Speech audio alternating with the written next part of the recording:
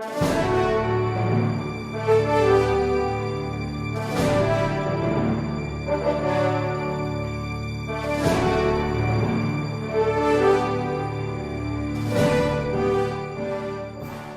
at that time.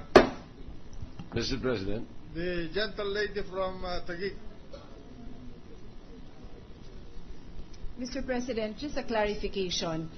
Given that the monthly statements are now the subject of the subpoena or the order to the witness, instead of a voluntary offer of the defense, given their manifestation that they, upon consulting with their client, they will no longer need to go to the bank and to look at it with prosecutors.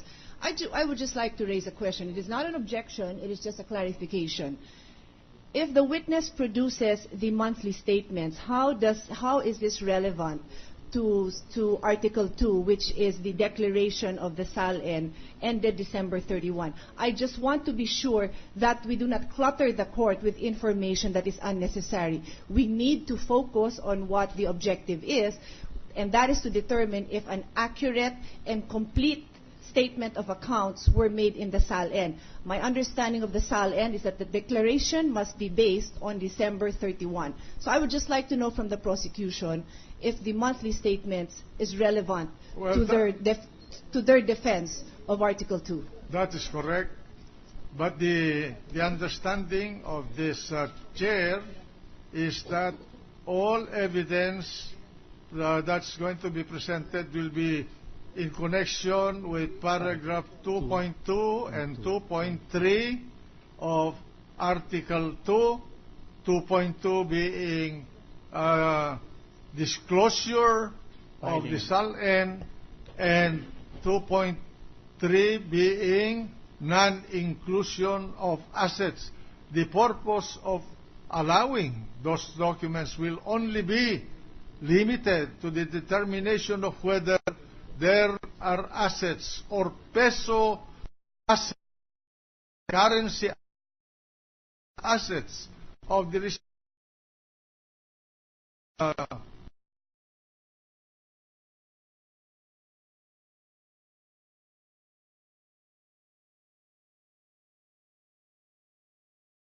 to be used in connection with 2.4 for in the mind and understanding of this presiding officer, paragraph 2.4 of Article 2 is actually non-existent allegation that is capable of being proven by any evidence that will be presented in the course of this trial. So ordered. Okay. The gentleman. Thank you, Mr. President. The gentleman from Cebu. Preliminarily, may I remind the court that it was the defense counsel that offered the monthly statements. We never asked for it. And I think Senator Judge Trilon just said, well, if they're offering it, they must be useful in their defense, because they would not have offered it if it would have been useful to the prosecution. Anyway, not being a lawyer, I hesitate to go further into arguments like this. Now, the subpoena, Ms. Dizon, that you were sent yesterday had to do with producing certain documents, including accounts, savings, current, time deposits, CDs, settlement accounts, investment management and trust accounts, unit investment trust funds, mutual funds, etc. Did you bring those documents with you? Your Honor, I have with me the bank statements showing the balances of the account of the current account previously subpoenaed, the 14458036061, for the period ending December 31, 2002, 2003, 2004, and 2011. Your Honor, please, without being disrespectful to no, go ahead. Senator Osmeña, Your Honor. There is a subpoena addressed to the witness, Your Honor,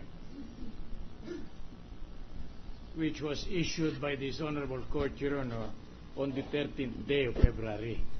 We did not have enough opportunity to question the validity and legality of the subpoena, Your Honor, pursuant to the law on subpoena.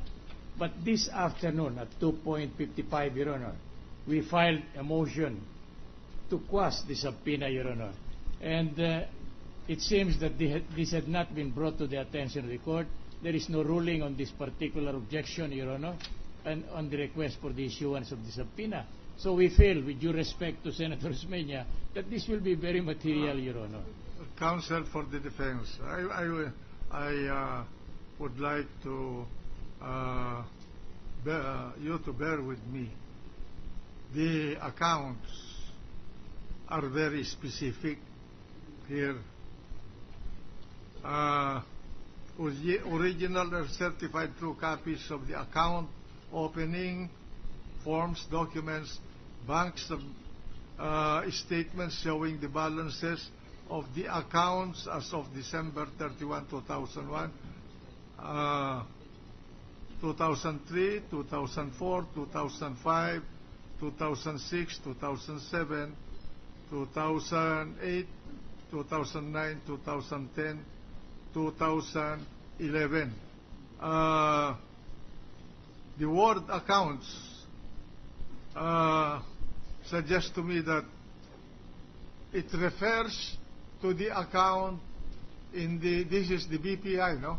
Yes. The account in the Banco of the Philippine Islands, which was mentioned in the original subpoena. There is only one account. It's simply that the noun account here, instead of being singular, it was made plural. Yes, Your Honor. Correct? So, if it relates to that particular account, this chair will allow it.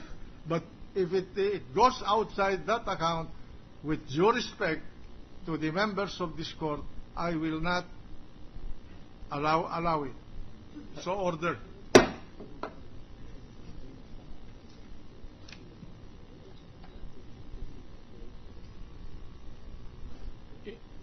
In this connection, Your Honor, may we, with the kind permission of the Honorable Court, Your Honor, Proceed. direct the attention of this court to the statement appearing in this subpoena and any and all other financial instruments by the Bank of the Philippine Islands, Ayala branch, in the name of Chief Justice. It is in this particular instance, Your Honor, that there seemed to be parallelism between this subpoena and a general warrant of arrest issued. But the account is specific. General search warrant, I'm sorry. Yeah, I'm talking of the account. Yes, Your Honor. Because as the gentleman from Cebu already stated, if I open an account in a bank and I put 1 billion pesos in that account, I could make that 1 billion disappear by putting it in Different account. Money placement or in savings account or in other similar instruments. And that is the thrust of the question of the gentleman from Cebu. And I think it's a reasonable demand, given the fact that our purpose here is indeed to find out whether the respondent has not included in his SAL an asset that is sprung from the account like the one with the Bank of the Philippine Islands, because it has been removed because it was invested in some other instruments. That is my understanding of the interest of the gentleman from Cebu. No, if we are going to prevent that, then we will become a party to wrongdoings. And I'm not about ready to cover up for anybody. So the We witness may answer. Yes, Madam Witness, preliminarily, Mr. President, just to clarify what has been said here regarding this issue.